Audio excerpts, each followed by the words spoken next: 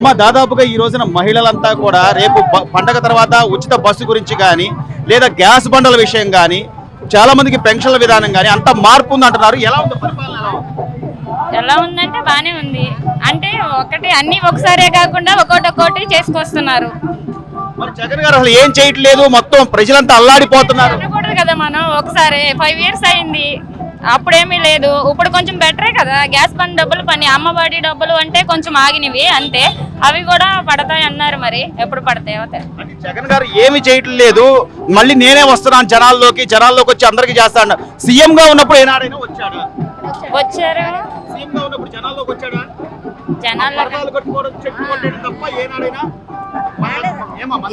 అసలు ఎప్పుడు రాలేదండి. ఇప్పుడు వచ్చాడు జగన్, ఎప్పుడు రాలా. ఆయన వస్తే ఎక్కడో తాడేపల్లిలో మొదలు పెడితే ఇక్కడ ట్రాఫిక్ అంత దూరం నుంచి. మా బాబాలకు వస్తే కాదు, మామూలు జనాల్లో డైరెక్ట్గా వస్తాడు మా బాబు. అంతేగాని పరదాలు కట్టుకొని అవన్నీ ఏం చేయడు. బాబు వచ్చిన తర్వాత చాలా బాగుందండి. బెనిఫిట్లంటే చక్కగా గ్యాస్ బండ్లు వదిలేడు, అమ్మ ఒడి వదులుతాడు. ఒక సమస్య మనం ఇంట్లోదే తీర్చుకోలేము, మరి కొన్ని వేల మంది సమస్యలు తీర్చుకోవాలి, కోట్లు తీర్చుకోవాలి. ఎలా తీర్చుకుంటాడు? నిదానంగా తీర్చుకుంటాడు. అంతేగాని ఇంకా చేయలేదంటే 5 ఏళ్ళ నుండి ఆయన అతను ఏం చేశాడండి?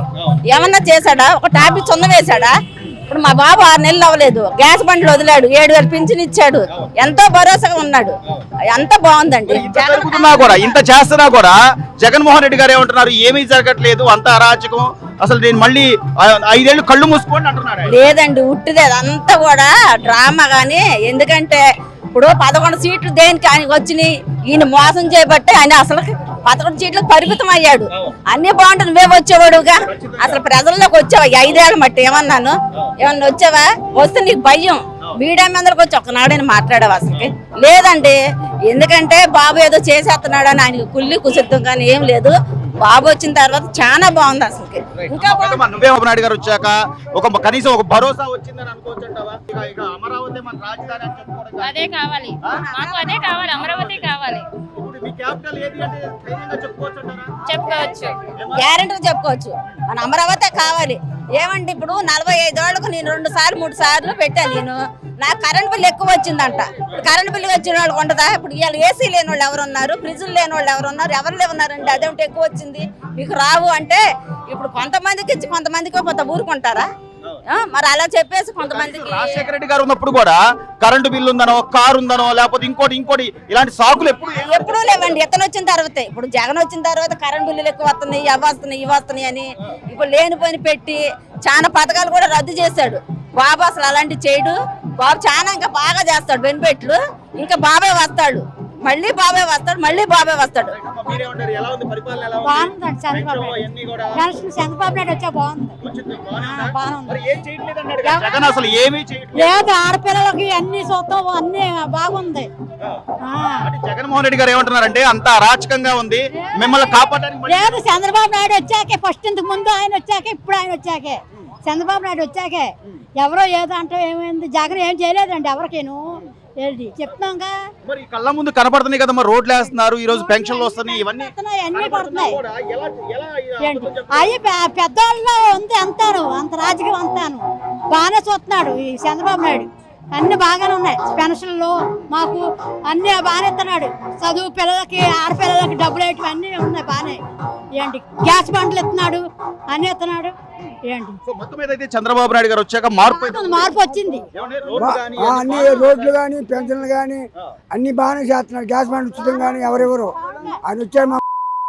కూటమి ప్రభుత్వం అంటే మా పవన్ కళ్యాణ్ గారు, అలాగే భారతీయ జనతా పార్టీ, ఈ రోజు చంద్రబాబు గారు ఒక మాట మీద ఉండి అన్ని చేస్తున్నారండి. ఇద్దరు చేస్తున్నారు. పవన్ కళ్యాణ్, చంద్రబాబు నాయుడు దండం పెట్టాలి చేస్తున్నారు.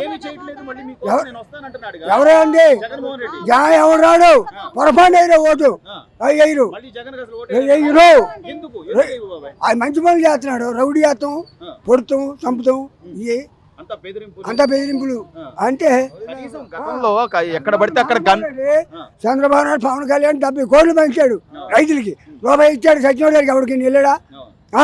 చంద్రబాబు నాయుడు అక్కడ ఓడేసి తిరిగాడు. మరి జనాల్లో ఇంత వ్యతిరేకత పెట్టుకుని మళ్ళీ నేను జనాల్లోకి వస్తాను, నాకు సన్మానాలు చేయాలి వాళ్ళు కాదు. ఎవడు ఓటేసినా కూడా దరిద్ర కొడుకే. ఎవడు వేయడండి, పొరపాటున వేయడు.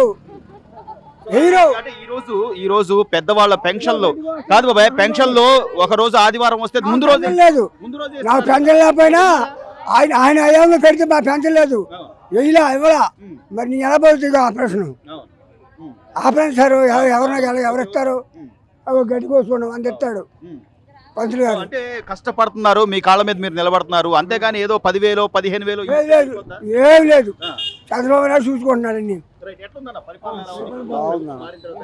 కోటమి ప్రభుత్వం పవన్ కళ్యాణ్ చంద్రనాయుడు బీజేపీ చేస్తుంటే వాళ్ళు ఓర్చుకోలేక ఏదో అనాలండి, ఏదో చేయాలండి. పవన్ కళ్యాణ్ ఆయన బాగా చేస్తారు, బాగా మళ్ళీ వాళ్ళే వస్తారు గ్యారంటీ. ఆయన చుట్టం కాదు మార్పు కనిపిస్తుంది. రోడ్లు ఎక్కడికా రోడ్డు అమరావతి 3 రాజధానులు ఒకదానికి దారి లేదు, రైతులు నేర్పించాడు. చంద్రబాబు నాయుడు అంటే కడుతున్నాడు. మరి పోలవరం ప్రాజెక్ట్ గారు ఉంటున్నాడు, మరి రాజ్యపాల్ తిరిగాడు ఇక్కడ.